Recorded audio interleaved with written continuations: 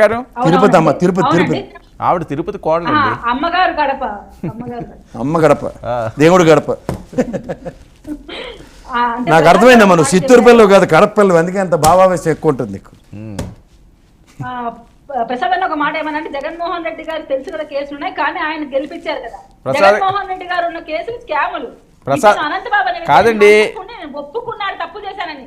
అటువంటి వ్యక్తిని అంబేద్కర్ గారి విగ్రహానికి పెరగడం ఒకటి, అతని బస్సులో కూర్చోబెట్టుకొని మాట్లాడడం ఒకటి, హత్యను ఒప్పుకున్న సరే ఓకే ఓకేలేండి, అయిపోయిందండి. ఇంకా దానికోసం ఇప్పుడు ఎందుకు మీరు మీ టైం వేస్ట్ చేసుకోవడం? ఫ్యూచర్ ఏంటి?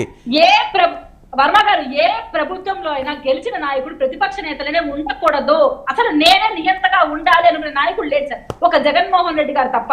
ఆయన కీర్తన ఒక విషయం అండి, కీర్తన మీ పుట్టింట్లో షర్మిల గారి ఎఫెక్ట్ ఎలా ఉండబోతున్నది సార్? నేను ఒకటే చెప్పగలుగుతాను సార్, ఆమె కాంగ్రెస్ పార్టీనా అనే విషయం గమనించకపోతే మాత్రం ఫస్ట్ నుంచి షర్మిల గారు ఒక విషయంలో అయితే జెన్యూన్ గా ఉన్నారు. వాళ్ళ బాబాయ్ హత్యకి కారకులైన వాళ్ళని ఖచ్చితంగా బయట పెట్టాలి. సునీత గారికి పాజిటివ్ గానే ఆమె మాట్లాడుతూ వచ్చారు. ఆ విషయం పక్క గమనిస్తే మాత్రం సునీత గారి పైన మా కడప ప్రాంతంలో అయితే చాలా సానుభూతి, చాలా సాఫ్ట్ కార్నర్ అయితే ఆమె పైన ఉంది. సో అదే క్యారీ ఫార్వర్డ్ అవుతూ షర్మిల గారికి కూడా వస్తుంది. జగన్మోహన్ రెడ్డి గారికి అయితే వ్యతిరేకత రాయలసీమ ప్రాంతంలో ఉంది.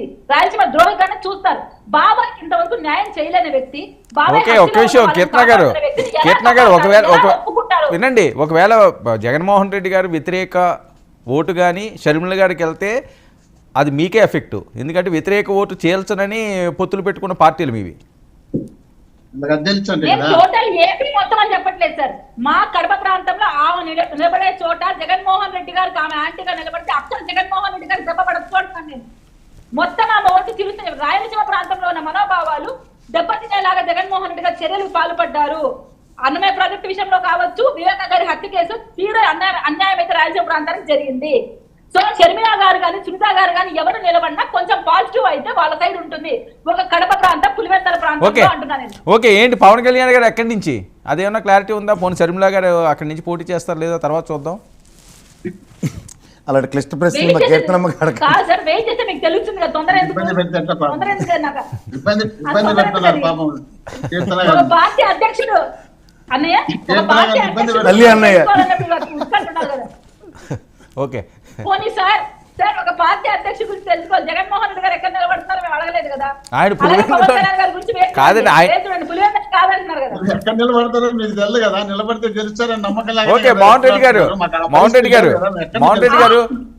సార్ మళ్ళీ ఎలక్షన్ అయిపోతే మనం డిబేట్ లో కూర్చున్నాం సార్, అప్పుడు మాట్లాడదాం. ఓకే, తప్పకుండా జైలుకు పోతారు, ఎక్కడికి పోతారు అప్పుడు చూద్దాం. ఓకే, మళ్ళీ మనం కూర్చొని మాట్లాడదాం. మోహన్ రెడ్డి గారు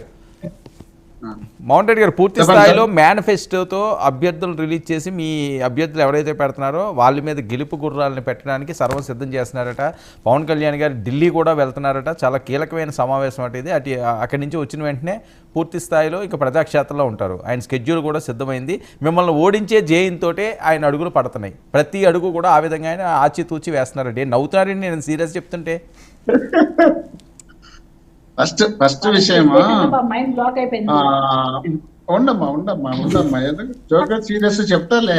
ఇప్పుడు ఫస్ట్ విషయం ఏమంటే, ఓటు చీల్చకుండా నేను కాపాడాలనే బాధ్యతతో ఉన్నానని చెప్పి పవన్ కళ్యాణ్ గారు చెప్పినారు.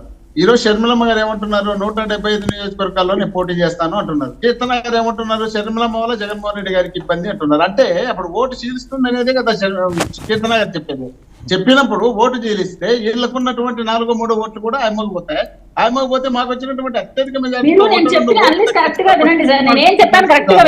మాకు సీట్ ఉండమ్మా సీట్ మాకు తగ్గాల్సిన అవసరం లేదు. ఒకటి. రెండోది, పవన్ కళ్యాణ్ గారు ఎందుకు పోతున్నారంటే చంద్రబాబు నాయుడు మీద ఆయనకు నమ్మకం లేదు. ఎందుకంటే చంద్రబాబు నాయుడు గారు చెప్పకుండా పెట్టకుండా 82 సీట్లు రిలీజ్ చేసిన తర్వాత ఈయన కోపం వచ్చేసి 82 అనౌన్స్ చేసేసినాడు. ఈయన అనౌన్స్ చేసినాడు, ఆయన అనౌన్స్ చేసినాడు. ఈయనకేమనిపిస్తుందంటే కాంగ్రెస్ ఏమన్నా మనకు అవకాశం దొరికితే అలయన్స్ పెట్టుకుందామని చంద్రబాబు నాయుడు గారు ట్రై చేస్తుంటే ఆయన 175 అనౌన్స్ చేస్తుంది. ఇదేదో అంత కన్ఫ్యూజన్ గా ఉంది. మనం ముందు బాగా పుంజుకున్నట్టు కనపడితే పవన్ కళ్యాణ్ సీట్ తగ్గించి ఇవ్వచ్చు. మనం ఏదో చేసుకుని మన పార్టీని మళ్ళీ పవన్ కళ్యాణ్ పోయినసారి ఎట్లున్నదో అట్లా చేసి పెట్టచ్చనే ఉద్దేశంలో భాగంగా ఆయన ప్రయత్నం చేస్తున్నాడు. కానీ ఈయన పవన్ కళ్యాణ్ గారు ముందు అడ్వాన్స్ గానే ఏమంటే, పోయినసారి నేను ఉండకూడదు, ఈసారి నేను కొంచెం స్ట్రాంగ్ గా కనపడితే నాకు కొన్ని సీట్లు ఇచ్చారేమో. ఆ స్ట్రాంగ్ అనేది ఇక్కడ నేను 2 అనౌన్స్ చేసినాను. తర్వాత పోయి బీజేపీ మాటలు మానేయండి సార్. ఫస్ట్ మీ పార్టీలో అందరూ వెళ్ళిపోతున్నారు, ఆ విషయం మీరు గమనించండి. చెప్తారు కాబట్టి అందువల్ల వాళ్ళు ఇక్కడ మేనిఫెస్టో లేదు, మేనిఫెస్టో పెట్టే ప్రసక్తి లేదు. మేనిఫెస్టో ఏముంది, వాళ్ళు చెప్పే జగన్మోహన్ రెడ్డి గారు ఇచ్చినట్టు మేము అంతకన్నా బాగా ఇస్తామంటున్నారు. చంద్రబాబు నాయుడు ఏమంటున్నాడు, అమ్మ ఒడిని తీసుకొచ్చి తల్లి దీవెని అంటున్నాడు. వీళ్ళకి మేనిఫెస్టో ఉంది, మా మేనిఫెస్టో తీసామనే ధైర్యం లేదు, కొత్త మేనిఫెస్టో పెట్టే ధైర్యం లేదు. వీళ్ళు ఎన్ని మేనిఫెస్టోలు చెప్పినా వీళ్ళను నమ్మే పరిస్థితుల్లో ప్రజలు లేరు. వీళ్ళు గతంలో 14లో చెప్పినటువంటి 660 హామీలలో ఒక్క హామీ కూడా ధైర్యం లేక ఇంట్లో పరదాల మధ్య కూర్చున్న మీరు కూడా మాట్లాడుతున్నారా? 23 సీట్లు నిలబడితే సంతోషం.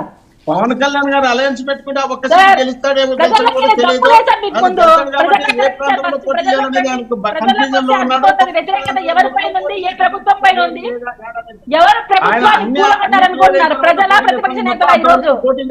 చెప్పడానికి కూడా ధైర్యం లేదు పవన్ కళ్యాణ్ గారు.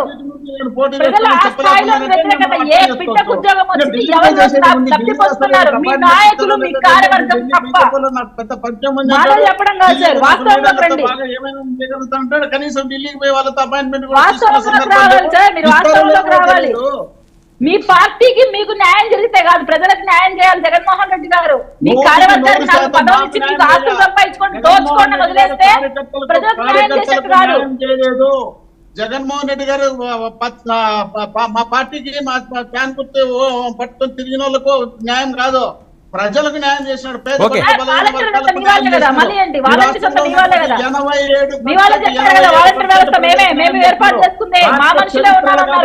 చరిత్రలో ఏ రాష్ట్రంలో సంక్షేమ కార్యక్రమాలు వాళ్ళ ఇళ్ల దగ్గరికి ఒక్క పైసా కూడా ఖర్చు కాకుండా వాళ్ళ ఇళ్ల దగ్గరికి సంక్షేమ పథకాలు అందించినటువంటి ఎవరైనా ఉన్నారంటే ఒక జగన్మోహన్ రెడ్డి గారు 4,57,000 కోట్ల రూపాయలు ఇండైరెక్ట్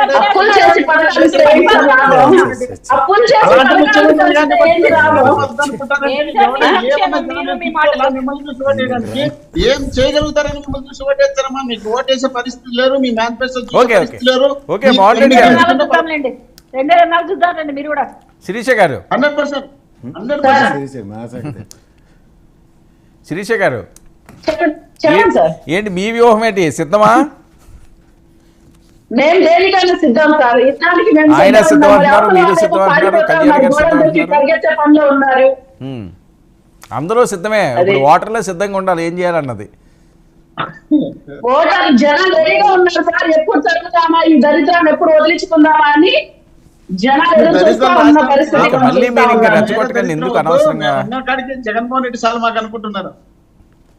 ఓకే ప్రసాద్ గారు, ఏంటి ఢిల్లీ పర్యటన ఏమన్నా కీలకంగా మారే అవకాశం ఉంటుందా? ఖచ్చితంగా కీలకంగా ఉంటుంది. దానికి జనసేన పార్టీకి పవన్ కళ్యాణ్ గారికి మొత్తం రూట్ మ్యాప్ ఇస్తుంది ఢిల్లీ పెద్దలే, ముఖ్యంగా అమిత్ షా గారు, నరేంద్ర మోడీ గారు.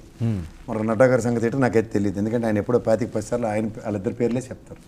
సో ఓవరాల్గా ఏంటంటే ఇప్పుడు ప్రజెంట్ వీళ్ళకి తెలుగుదేశంతో ఇప్పుడు గతంలో ఏబి వెంకటేశ్వర లాంటి ఇంటెలిజెన్స్ కాదు కదా, సెంట్రల్ ఇంటెలిజెన్స్ మనకి పొత్తు దీని అలైన్మెంట్స్తో ఎంతవరకు ముందుకెళ్తూ ఉన్నది క్రిస్టల్ క్లియర్గా చెప్తారు. ద నెంబర్ ఆఫ్ సీట్స్ విషయంలో మీకు ఇక్కడ ఎంత ఉంది, అక్కడ అది అడగొచ్చు, ఇలా అడగొచ్చు, మన బీజేపీతో మనం అయితే ఇలా అవుతాం, అవన్నీ గ్యారంటీగా ఆయనకి యాడ్ స్టాటిస్టిక్స్తోనే ఇస్తారు. ఇచ్చిన తర్వాత నేను గ్యారంటీగా బయటకు వచ్చి ఇప్పుడు మాట్లాడవలసిన విషయాలు గ్యారంటీగా ఉంటాయి. ఏమని తెలుగుదేశంతో పొత్తు అయితే మాకు నెంబర్ ఆఫ్ సీట్స్ ఇవి కావాలి, బికాజ్ ఆల్రెడీ హరిరామ్ జోగే గారు ఇలాంటి వాళ్ళందరూ 60 సీట్లు. ఎన్ని వచ్చే ఛాన్స్ ఉంటుందండి మీకు జరిగిన ఇన్ఫర్మేషన్ ఏంటంటే? ఎన్ని వచ్చే ఛాన్స్ ఉంటుంది పొత్తులో జనసేనకి? నాట్ లెస్ దాన్ 20-25 మధ్యలో ఉంటుందండి. 20 బీజేపీ ఇప్పుడు అదే అయిపోతుంది. వాళ్ళు ఏంటంటే ఏవీ లేకపోయినా సరే నుంచి తగ్గరు. ముఖ్యంగా పార్లమెంట్ సీట్లు ఎక్కువ ఇప్పుడు, ఎందుకంటే ఇక్కడ మెయిన్ ఏంటంటే వీళ్ళు ఏదైనా సరే బీజేపీకి అన్నట్టుగా ఉన్నప్పుడు వాళ్ళు ఏం చేస్తారంటే దే విల్ డిమాండ్ మోర్. అందుకే ఇప్పుడు లైన్ క్లియర్ చేసుకోవడానికి గల్లా జయదేవ్ గారు లాంటి వాళ్ళని ఇలాంటి ఎయిర్ అంతా క్లియర్ చేసేస్తున్నారు. సో దానివల్ల ఏమవుతుందంటే ఈ ప్రేమ ఫేస్గా ఇలాంటి గుంటూరు ఇలాంటి స్థానాల్లో ఇచ్చినట్టు ఉంటుంది. వాళ్ళకి సంబంధం లేని విషయం. ఎందుకంటే గతంలో మీరు తెలుగుదేశం నాయకులు కూడా మాట్లాడిన చూడండి, నేను కొన్ని డిబేట్స్లో నాతో చాలా డెలిబరేషన్స్ ఇచ్చారు అఫీషియల్ స్పోక్స్ పర్సన్స్. పార్లమెంట్ స్థానాలు నెంబర్ ఆఫ్ సీట్లు గెలిచి ఏం సాధిస్తాం మాకేం సంబంధం లేని విషయం, we are focusing more on state elections అనే చెప్తున్నారు. సో అలాంటి దాంట్లో ఏమవుతుందంటే ఇప్పుడు గ్యారంటీగా ఒక ప్రైమరీ అండర్స్టాండింగ్తోనే ముందుకెళ్తారు. It may be for Janasena or it may with BJP అన్న ఆప్షన్ ఎక్స్ప్లోర్ చేస్తారు. ఇప్పుడు ఏముంది, బీజేపీ సపోర్ట్తో జనసేనకి నెంబర్ ఆఫ్ ఎంపీ సీట్స్ ఇచ్చారు అనుకోండి, క్యాండిడేట్స్ వాళ్ళని మొఖాలు ఇవ్వడమే కదా. కూకటపల్లి ఏమైంది, బీజేపీ క్యాండిడేట్ని ఇస్తే జనసేన నిలబెట్టారు. అలాగే బీజేపీ క్యాండిడేట్లు సప్లై చేస్తారు. ఈ పారాచూట్ బ్యాచ్ వాళ్ళు అందరూ ఉన్నారు కదా, సుజనా చౌదరి, సీఎం రమేష్, పురంధేశ్వరి ఇలాంటి భోగని బ్యాచ్ అంతటి వీళ్ళు ఉద్ధరించి ఊళ్ళు వెళ్తారు తెలుగుదేశం. వీళ్ళకి జీవితాంతం ఊడిగా చేయబోసిగా తెల్లారిపోతుంది తెలుగుదేశం వాళ్ళకి. విజయవాడ సీట్ ఒకటి క్లియర్ అయింది, అది సుజనా చౌదరి ఎప్పటి నుంచో పారాచూట్ వేసుకుని తిరుగుతున్నాడు. గ్యారంటీగా బీజేపీ పరంగా case sir Guntur road explore చేస్తారు. ఏం చేస్తారు? బ్రదర్ ఉన్నారు కదా ఉంటే కేసీఆర్ నానికే దిక్కులేదు సార్, చిన్న ఎంత పక్కెళ్ళి ఆడుకోమని చెప్తారు, అంతకని యూజ్ అండ్ త్రోయే కదా. సో ఇది క్లియర్. ఎంపీ ఎలక్షన్స్ ఇప్పుడు హరిరామ జోగి గారు 50 సీట్లు రావాలి, 60 పెంచారు, మళ్ళీ పెరిగినాయా? నిన్న లేటెస్ట్ లెటర్ అయితే 60 తక్కువ అయితే మనకి 50-60 సీట్లు ఉండాలి, ఎక్కడెక్కడ గెలిచే స్థానాలను కూడా ఆయన మెన్షన్ చేస్తున్నారు. మీరు 20-25 దగ్గర అవుతున్నదన్నది మీకు వచ్చిన ఇన్ఫర్మేషన్ అంటే ఇన్ఫర్మేషన్ నేను అంటలేదు. ఎంపీ స్థానాలు కనుక మోర్ ఎంఫసైజ్ చేసి, ఇప్పుడు బీజేపీ డైరెక్ట్గా పొత్తులో మేము ఉన్నాం కానీ జనసేనకి తెలుగుదేశం పరంగా టికెట్లు ఇవ్వండి ఎంపీలు అన్నప్పుడు వీళ్ళకి ఇంకో ఆప్షన్ ఉండదు. క్యాండిడేట్లు బీజేపీ సప్లై చేస్తుంది దానికి. కామినేని శ్రీనివాసు, ఈ సుజనా చౌదరి, పురంధేశ్వరమ్మ ఇలాంటి వాళ్ళందరినీ ఇస్తుంది. సచ్చినట్టు వీళ్ళు ఆబ్లిగేషన్ తీసుకోవాలి. కీర్తన గారు ఏదో సీరియస్ గా ఆలోచిస్తున్నారు. కీర్తన గారు కూడా ఏం చెప్పలేరు, ఎందుకంటే ఎంపీ స్థానాల్లో ప్రసాదంగా చెప్పే మాటల గురించి ఆయన అనలిస్ట్ గా ఆయన భావం వ్యక్తపరచచ్చు, కానీ జరగబోయేది ఏంటంటే మీరు వేచి చూడాలి. గతంలో కూడా వారాహి గురించి కావచ్చు, పొత్తుల అంశం గురించి కావచ్చు ఎన్నో మాటలు మాట్లాడారు, కానీ వాస్తవ రూపంలోకి వచ్చి ఏం జరిగాయి మీరు చూస్తూనే ఉన్నారు. ఏం జరిగాయి? వారాహిలో ఒక్క సీట్ అనౌన్స్ చేసుకోలేదు. వారాహి యాత్రలో 40-40 స్థానాలు తిరిగి ఒక క్యాండిడేట్ మా వాడని చెప్పి అనౌన్స్ చేసుకున్నప్పుడు ఎన్ని వారాహి యాత్రలు చేస్తే లాభం ఏంటి? ఎప్పుడో దీపావళి కాడ మొదలెట్టవలసింది, అన్ని పండుగలు అయిన తర్వాత ఎప్పుడు మొన్న రీసెంట్గా వెళ్ళి వచ్చారు. ఏ వారాహి యాత్ర నేను చెప్పింది చెప్పాలా కూడా అనలిస్టులు మాకు అధికార పార్టీ వాళ్ళే చెప్పేస్తారు. అంటే మా పార్టీ ఎలా మేము ఏం చేయరు కదా, మీకేం తెలియదు కదా. కాదమ్మా, మీకేం తెలియదు కదా, తెలిస్తే ఏదైనా చెప్పొచ్చు, మీకేమి తెలీదు. అది ప్రతి నిమిషం ప్రూవ్ అవుతుంది. మరి మాకు చెప్పండి, ప్రజాస్వామ్యం ఇది. ప్రజాస్వామ్యంలో ప్రజాప్రతినిధులు ఎక్కడ నిలబడతారో వాళ్ళ క్యాస్ట్ ఈక్వేషన్స్ అంటే వాళ్ళ వల్ల ఏం ఉపయోగం ప్రజలకు తెలియ చెప్పుకోండి. ఇంకేం చెప్పాలా, అలాగే చెప్పాలంటే ఏం చెప్పాలమ్మా? మాట్లాడలేదు ఎందుకు అప్పుల విషయంలో మీరు ఎందుకు దాని గురించి వ్యక్తపరిచి ఒక ప్రెస్ నోట్ రిలీజ్ చేయట్లేదు? ఎందుకు ప్రెస్ ముందుకు నేనేమన్నా పార్టీ అమ్మా, నా విశ్లేషణ చూడమ్మా, ఎన్ని అప్పులు చేశారు అట్ల మీద నా విశ్లేషణ చూడొచ్చు. నేను ఎన్ని అప్పులు చేశాను, నేను ఆ దిక్కుమల పేపర్లో రాసిన మీకు అబద్ధాలమ్మా. మీరు అబద్ధాలు పట్టుకొచ్చి 10 లక్షలు 30 లక్షలు అంటే నేను చెప్పలేను. వాస్తవ ఫిగర్లు మారుతా రండి. మీరు అప్పుల విషయంలో మీ ఫిగర్లు పట్టుకురండి. ఈ ఫిగర్లు ఇవి బడ్జెట్ ఫిగర్లు, ఆర్బీఐ ఫిగర్, కేంద్ర బడ్జెట్ ఫిగర్, కేంద్ర ఆర్థిక మంత్రి చెప్పిన ఫిగర్లు నేను జస్టిఫై చేస్తా. మీరేమి లేకుండా గుడ్డి చేయలే పని 10 లక్షలు 20 లక్షలు ఆ పరిగమల పేపర్లో రాసి తీసుకొచ్చి చెప్తే ఏం చెప్పాలా? ఇది వాస్తవమే కదా. కాదమ్మా, వాస్తవం చెప్పాలి కదా. నేను అలా పేపర్లు రాసి చెత్తంతా నేను రైతు నేల చెప్తా. మీరు అమాయకంగా పేపర్లు ఫాలో అవుతున్నారు, నేనేం చేయాలి? ఆ పేపర్లు రాసింది వేదవాక్కు అనుకుంటున్నారు, అది తప్పని చెప్తున్నాను నేను. ఇది రేవంత్ రెడ్డికి దీనికి సంబంధం ఏంటి? ఇప్పుడు మారుతున్న సబ్జెక్ట్కి రేవంత్ రెడ్డికి ఏం సంబంధం చెప్పు అమ్మ. 20 స్థానాల్లో ఈ చెరువుల ఇదే బీఫామ్ పట్టుకుని నిలబడి ఉంటే రేవంత్ రెడ్డి గెలుచుందని నేను చెప్పుందును ఇదే లైవ్ లో. ఇది ఎక్కడండి? ఇది 25 స్థానాలు తెలంగాణలో ఎలా గెలిచారో ఒకసారి చూడమ్మా. 1000 ఓట్ల లోపలే.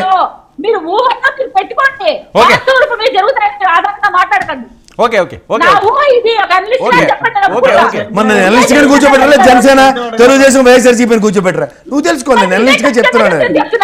అరే ఈ నెలగా మా అనలిస్ట్ పిల్లగా నా డిబేట్ కానీ చెప్పు ప్రారంభం అయితే నువ్వు హ్యాపీ మాడుకుంటా. ఇదే జరుగుతుంది కాదమ్మా. ఇక్కడ కోకటిపల్లిలో మీరు ఏమైనా జనసేన నుంచి వచ్చిన అచ్చాని పచ్చపొచ్చుకు టికెట్ ఇచ్చారా, బీజేపీకి ఇచ్చారా? ఇప్పుడు మీకు రాష్ట్రంలో 20 సీట్లు 30 సీట్లు ప్రభావితం చూపించే అంశమే తప్ప 175 ప్రభావితం చేసే జనసేన ఉదంతం ఉందా? అలాంటప్పుడు అయిపోతుంది ఈక్వేషన్ మాడకుండా ఇంకేం మాడతారు? పోనీ మీరే 170కి సమాయత్వం ఉన్నారు అన్న. నేను ఈ నియోజకవర్గం నిలబడుతున్నాను ప్రసాద్ సార్ అని చెప్పు, నేను హ్యాపీగా చెప్తా. మా కీర్తన మా నియోజకవర్గం నిలబడుతుందని ఏం చెప్పరు అమ్మ. నువ్వు నిలబడుతున్నావు నీ నియోజకవర్గం, మీ అత్తరిలో మీ అమ్మ ఊరు అంటే నీకెందుకని అడుగుతావు? పవన్ కళ్యాణ్ టికెట్ ఏదంటే మా పార్టీ డిసైడ్ చేసుకుంటది, మా స్థాయి కాదు మీ స్థాయి కాదంటే. ఏ నియోజకవర్గం నిలబడతారో ఆయనే చెప్పడు, నువ్వు చెప్పు నేను ఎక్కడ నిలబడతాను, ఎవరి గురించి చర్చించాలి మేము చెప్పు.